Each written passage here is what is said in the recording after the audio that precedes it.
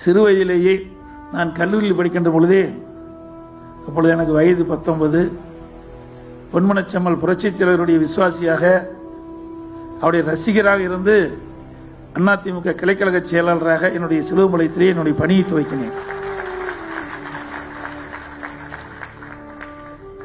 அதற்கு பிறகு 34 வயதிலே நான் சேவல் சின்னத்திலே இதயம் புரட்சித் தலைவி அன்பை பெற்று அவருடைய செல்வாக்கோடு எடப்பாடி தொகுதியிலே முதலாக சேவல் சின்னத்தில் இருந்து வெற்றி பெற்றவன்.